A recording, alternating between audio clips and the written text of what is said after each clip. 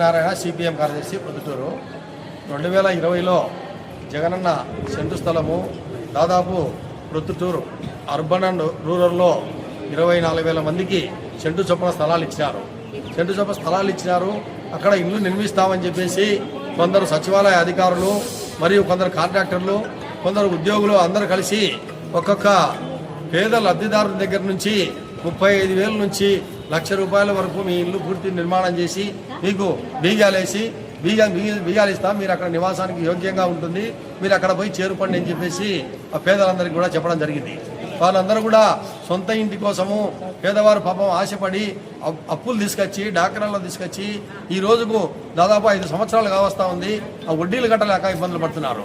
ఈ వడ్డీలే కాదు, పైగా వడ్డీలు కాకుండా ఇళ్లలో బాడిగలు విపరీతంగా 5,000 నుంచి ఎక్కడ చూసుకున్నా కూడా ₹10,000 బాడిగలు ఉన్నాయి.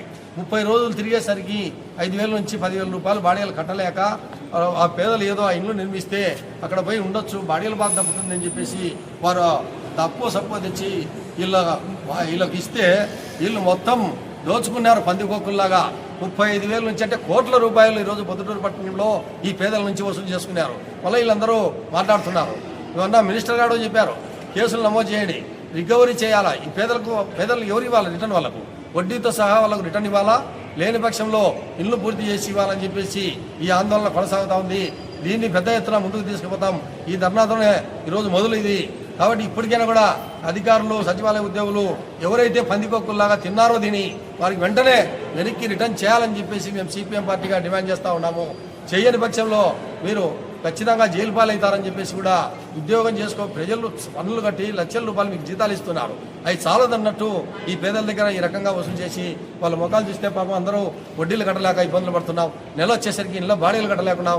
ఏదో సెంటు స్థలం అయినా కూడా ఊరికి 8 కిలోమీటర్లు అయినా కూడా పోదాంలే, ఊరి పెట్టైనా కాపురం ఉన్నాము, తలదాచుకోనికి ఇల్లు ఇచ్చింది ప్రభుత్వం అని ఆలోచన చేస్తే ఈ దుర్మార్గులు ఈ రకంగా డబ్బులు వసూలు చేసుకొని పనిచేశారు. కాబట్టి తక్షణము ఏ పేదల సొమ్ము తిన్నారో వారు ఎవరు కూడా బాగుపడాలని చెప్తున్నా. కార్మికులతో కానీ పేదలతో కానీ పెట్టుకునే ప్రభుత్వాలు ఎక్కడ బ్రతికి బట్టకట్టే సందర్భాలు లేవని కూడా చెప్తున్నా.